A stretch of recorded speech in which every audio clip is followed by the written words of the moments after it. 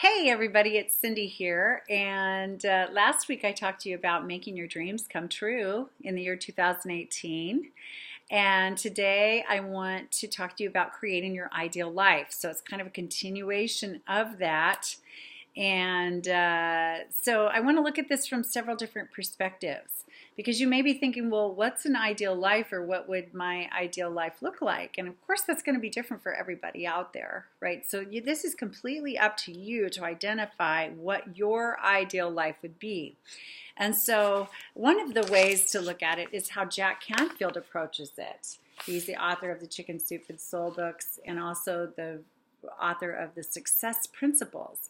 And he divides life up into 7 different areas and to look at what we want in these 7 different areas. So I'm going to share these with you and give you a quick example of each area to help get your thoughts rolling. So if you look at your life in each of these areas and think about what you want each area to be like for you, that is a wonderful, wonderful start on creating the life that you want. So the number 1 area he talks about is financial. So you might think about what you want to have different in your financial life. For example, maybe you want to get your car paid off. Okay, maybe that would feel ideal. Number 2 area of life is career, profession, work, job, that area of your life. When you look at your job or you look at how you're sustaining yourself these days, and you might ask yourself, do I like my career? What do I really want in my career? Maybe you would like to ask for a raise. Maybe you would like a promotion. Maybe you want to start your own business. Whatever is ideal for you. The 3rd area he mentions is recreation and free time. Now maybe you're someone who loves to play tennis, but you haven't played tennis in 3 years. So maybe something that would be more ideal for you is to schedule a weekly court time, once a week with a friend, and play some tennis or take some tennis lessons. Number 4, physical fitness and health. How do you want to change your health or fitness in some way? Maybe you want to lose 10 pounds. Maybe you want to get your blood pressure down. Maybe you want to begin to take a multivitamin. Or maybe you want to shift from eating vegetarian to vegan. Whatever, that's another way to look at your life. Another area he mentions is our relationships with our family and our friends.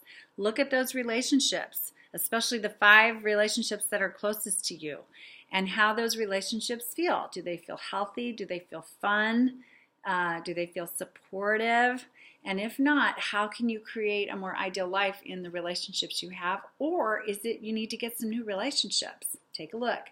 Then number 6, he says to look at personal goals, like things we want to achieve personally, something we want to learn. Maybe you want to learn to play the guitar. I have a girlfriend who's learning through like tapes and stuff how to speak Spanish. So maybe there's something you really wanted to learn or achieve on your own. And then the last area, the 7th area he talks about is contribution or community service or legacy, like all those kinds of things. So what mark do you want to leave on the world before you leave it? Or what, maybe you want to start a nonprofit organization. Or maybe there's a charitable cause that you really want to support through volunteerism or a financial contribution. So whatever that is, just look at that area of your life and how you really want to contribute to the world around you and find something meaningful. So that's one of Jack Canfield's ways of looking at our lives, and that can help kind of map a path for us to create our ideal life. But there are other perspectives.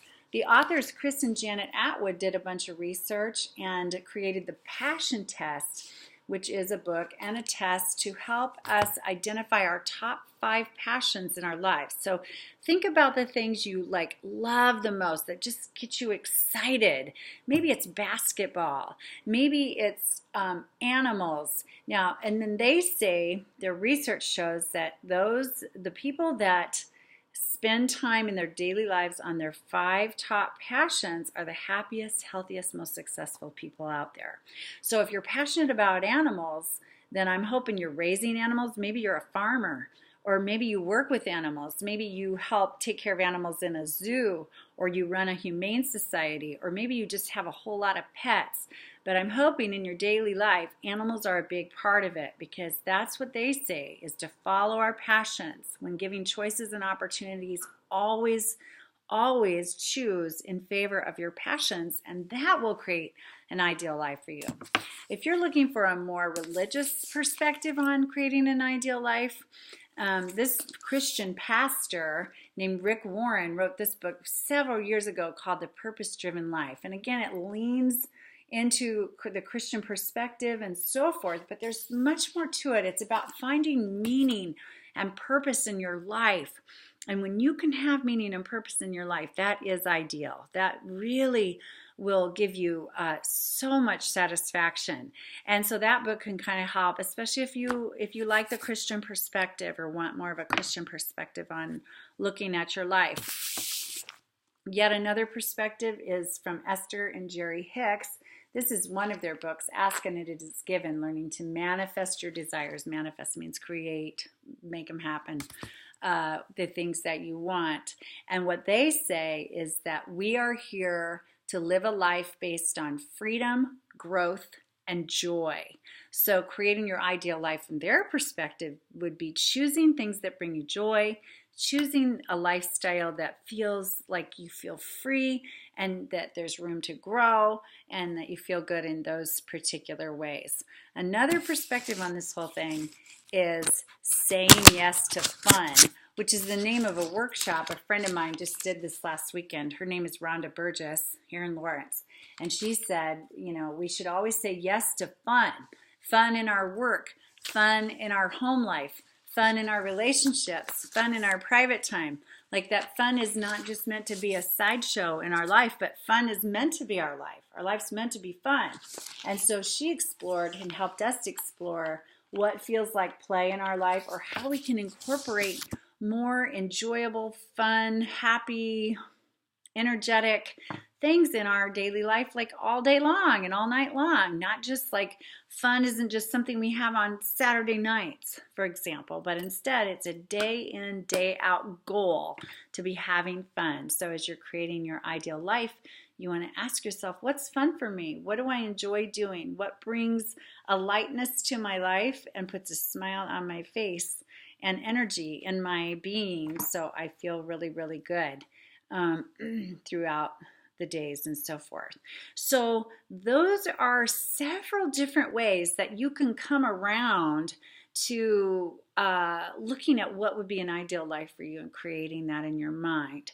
And so I want you to do that. Choose one of those ways, or if you have another way to look at it, great. Whatever will spark your thoughts to really begin to visualize strongly in your mind what your ideal life would look like.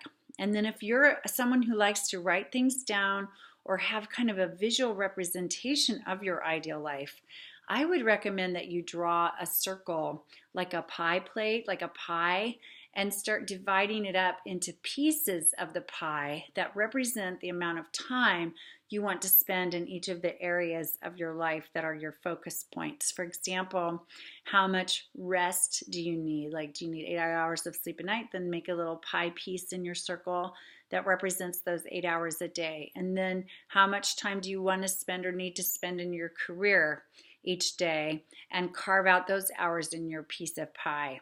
And then how much time you want to be in recreation or free time, and carve that out. And so make a piece of the pie for all of those 7 areas of your life, at least those 7 areas, and other areas if you have them. And so to give yourself kind of a visual representation of what you want your life to look like. And then as an added task, you might draw a pie that represents what your life actually looks like now. So you can see the difference and see what's it going to take to get from here to there. Okay, so this is just several ways to kind of identify what an ideal life would be like for you, so you can start taking steps to create that life now. You deserve to be happy. You deserve to be in joy and love your life. And the beauty of it is, it may sound selfish, but the beauty of it is when we take good care of ourselves, we're taking better care of everybody around us. There's a ripple effect that goes far and wide with those of us who feel good and happy and healthy and joy-filled and are living these lives that feel meaningful to us and satisfactory. And so we can be contagious and encourage others to do the same, and then everybody benefits. Anyway, so if you'd like to learn more about these kinds of things, please join me next Tuesday night, January 30th, at the Lavender House in Lawrence, Kansas at 7 o'clock for a workshop where we're going to map all this out, and we're going to also look at some roadblocks that are common for people to face when they're making changes that are really positive, and get a nice kickstart on the year together doing that. So anyway, thank you for joining me today, and I will talk to you again soon. Bye-bye.